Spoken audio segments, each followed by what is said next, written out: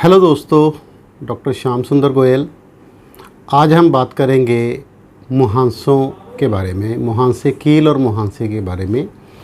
पहले तो इसमें शुरुआत में मैं बताऊंगा कि ये मुहांसे आखिर होते ही क्यों हैं और कब होते हैं और कैसे होते हैं।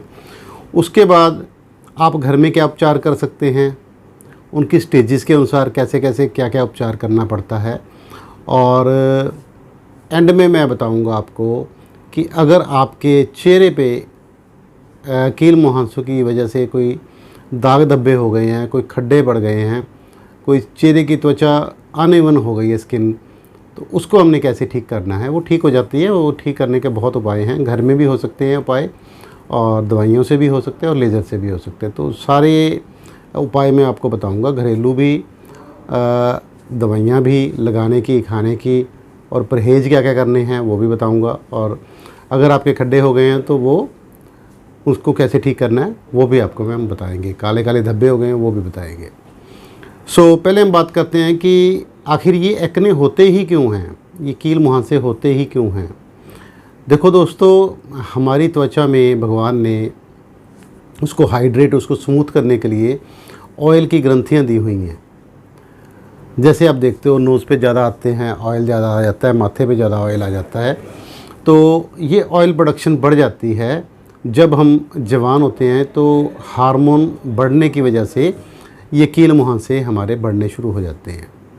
ऑयल प्रोडक्शन बढ़नी शुरू हो जाती है, नीचे से ऑयल बनना शुरू हो जाता है, तो उसका जो ऊपर वाला छेद है, जो उसका पोर है, वो कई बार ज़्यादा ऑयल बनने की वजह से, सूखने की वजह से वो छेद बंद हो जाता है। अगर तो वो स्किन के नीचे ही रहता है तो वो बन जाता है वाइट हेड।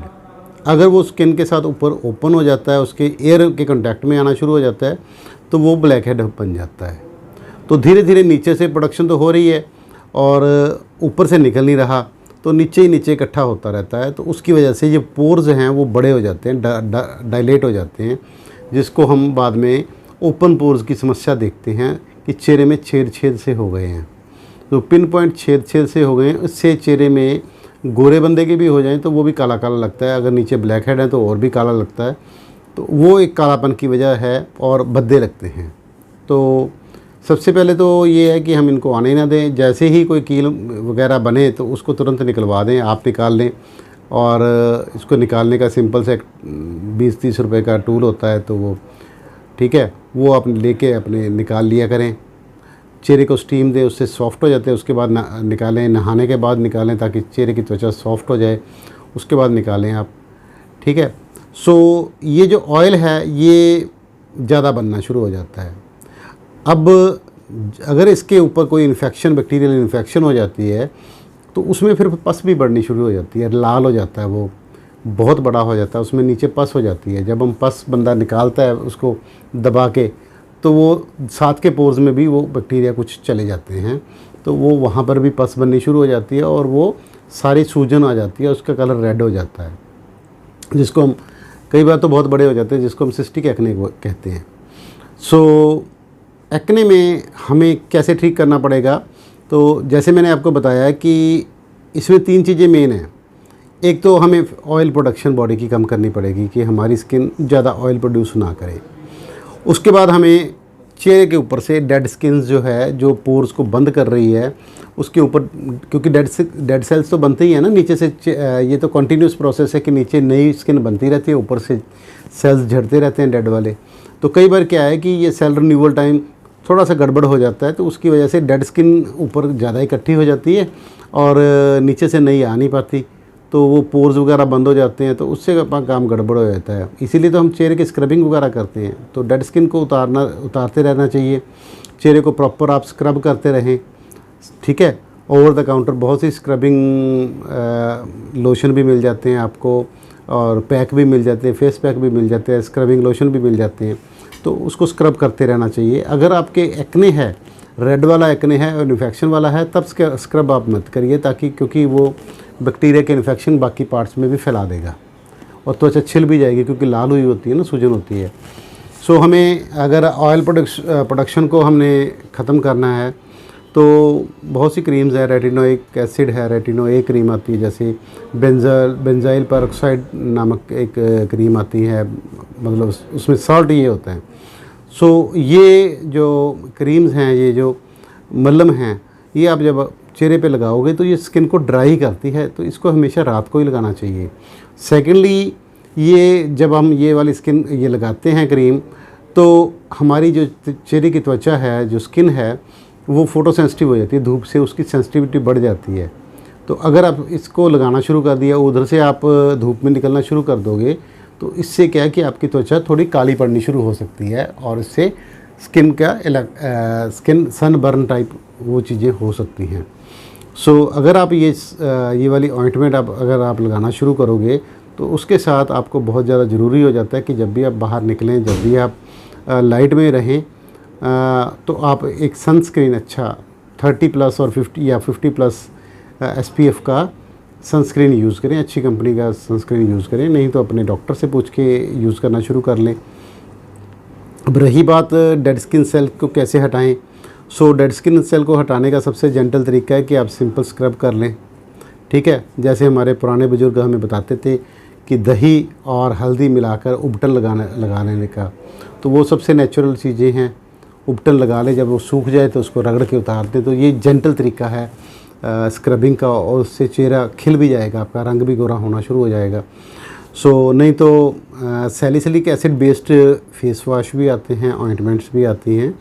सो वो आप अपने डॉक्टर से सलाह लेके सैलिसिलिक एसिड वाला वो निकाल लें, उससे डेड स्किन सेल जल्दी उतरते हैं घरेलू उपायों की बनिस्बत। सो उसके बाद आ गया हम ये कील वगैरह कैसे निकालें, वो मैंने आपको बता ही दिया कि इसको मैनुअल तरीके से भी निकाला जा सकता है, नहीं तो माइक्रोडर्माब्रेजन सक्शन मशीन से निकाल सकते हैं, तो वो निकल जाते हैं। तो आप फेशियल करवाने जाओ तो वहाँ भी वो भी निकाल देते हैं, आपकी हेल्प कर सकते हैं। अगर प्रॉब्लम आती है जब हमारे एक्ने डेवलप हो जाता है, पस वाला एक्ने शुरू हो जाता है, जब आपके पोर्स में ऊपर वाइट दिखने लग जाते हैं, ऊपर को फूले हुए नज़र आते हैं, जिसमें पस भरी होती है, तो वो एक्ने है, उसको नहीं हमें टच करना चाहिए। बट जितना मर्जी कह लो, बंदे का मन करता ही है कि उसको पचक करके निकाल देता है, बंदा दबा के निकालता ही है, तो इन्फेक्शन होनी ज़रूरी है। तो तब इन्फेक्शन को कंट्रोल करने के लिए आपके डॉक्टर आपको दवाइयाँ देंगे, यूजुअली टेट्रासाइक्लिन या डॉक्सीसाइक्लिन या एजिथ्रामाइसिन, इस टाइप के सॉल्ट्स देते हैं। तो अगर आपकी एक्ने की समस्या काफ़ी ज़्यादा गंभीर है, तो हो सकता है आपको वो 2 या 3 महीने खानी पड़ सकती है, ताकि आपके सारी चेहरे की इन्फेक्शन दूर हो जाए और आपके निशान ना पड़े। उस वजह से आपको ये एंटीबायोटिक खाने की ज़रूरत पड़ सकती है, और लगाने को भी आपको हो सकता है क्लिंडामाइसिन या इस टाइप की कोई एंटी बैक्टीरियल ऑइंटमेंट दे दें। देखो, over the counter anti bacterial आप मत लेना, क्योंकि उसमें थोड़ा बहुत स्टीरॉयड मिक्स होता है, तो उससे आपको एक बार तो टेम्परेरीली बहुत फास्ट रिज़ल्ट आएगा, बट धीरे धीरे वो आपको उसकी आदत लग जाएगी, उसके बाद आप रह नहीं पाओगे। उसको छोड़ोगे तो चेहरा काला होना शुरू हो जाएगा, कई कुछ होता है, इससे स्किन पतली भी हो जाती है, और ये परमानेंटली ठीक भी नहीं होते एक्ने। अब एक्ने तो हो गया, चलो हमने ठीक कर लिया। अब आपने देखा होगा कि ब्राउन स्पॉट या रेड स्पॉट्स पड़ जाते हैं चेहरे के ऊपर। अगर आप उनको हाथ फेरो तो आपकी स्किन आपको स्मूथ फील होगी। तो ऐसी कंडीशन में कोई घबराना नहीं है, सिंपल आप नींबू और शहद मिला के भी लगा लोगे ना, तो धीरे धीरे 2-3 महीने 4 महीने में ये निशान आपके गायब होने शुरू हो जाएंगे। नहीं तो आप अपने डॉक्टर से पूछ के, विटामिन C सीरम आता है, और भी स्किन को लाइट करने की ऑइंटमेंट्स आती हैं जो जिसमें स्टीरॉयड नहीं होता, वो मत लेना। स्टीरॉयड ना हो वैसी क्रीम्स लें, और विटामिन C एक नेचुरल क्लीनर है, उसको ले सकते हैं। ग्लूटाथायोन वाली ले सकते हैं, ग्लूटाथायोन घर में बना सकते हैं, ठीक है। ये सारी चीज़ें आप कर सकते हैं, उससे आपके ये दाग जो हैं काले काले या ब्राउन या रेड कलर के जो दाग हैं वो आपके चले जाते हैं। अब तीसरी कंडीशन आती है जो सीवियर एक्ने है, जिसको हम सिस्टिक एक्ने कहते हैं। तो उसमें तो काफ़ी बड़ी एरिया में काफ़ी बड़ा, जैसे कहते हैं ना, गुच्छा सा बन जाता है, काफ़ी बड़ी गांठ सी बन जाती है स्किन के नीचे, उसमें पस भर जाती है। तो उसका इलाज पर्टिकुलरली डॉक्टर से ही करवाएं, उसका घर पे ट्राई मत करें, आपको स्किन को बहुत नुकसान हो जाएगा, क्योंकि नीचे तो पस भरी हुई है। अगर आपको उसको किसी तरीके से भी लोगे, सुखा भी लोगे, तो वो खड्डा बढ़ जाएगा बहुत बड़ा, फिर वो सारी उम्र आपके साथ रहेगा। बहुत मुश्किल है ऐसे इतने बड़े बड़े खड्डों को भरना। सो उसमें आप अपने डॉक्टर की ज़रूर हेल्प लें। तो उसमें आपको मेडिसिन भी चलेगी, खाने की मेडिसिन भी चलेगी, आपको लगाने के लिए भी देंगे, और उनको खड्डे को भरने के लिए आपको हो सकता है लेज़र लेना पड़े। अब लेज़र हम किस कंडीशन में लेंगे कि हमारे खड्डे पड़े हुए हैं या ब्लैक कलर के दाग पड़े हुए हैं, जैसे चेचक के दाग होते हैं वैसे एक्ने के भी दाग होते हैं, तो दोनों में ट्रीटमेंट सेम ही रहता है कि हम लेज़र करेंगे, जैसे एंटी एग लेज़र वगैरह करेंगे तो इससे ये ब्लैक कलर के जो है उनको ब्लास्ट करके उनको वो जो है ब्लैकनेस उनकी भगा देगी। और अगर आपकी चेहरे की स्किन जो है वो अनइवन है, ऊबड़ खाबड़ है, ऊंची नीची है, तो उसके लिए आपको मल्टीपल सेशन CO2 लेज़र के लेने पड़ेंगे। उससे रीसर्फेसिंग हो जाती है।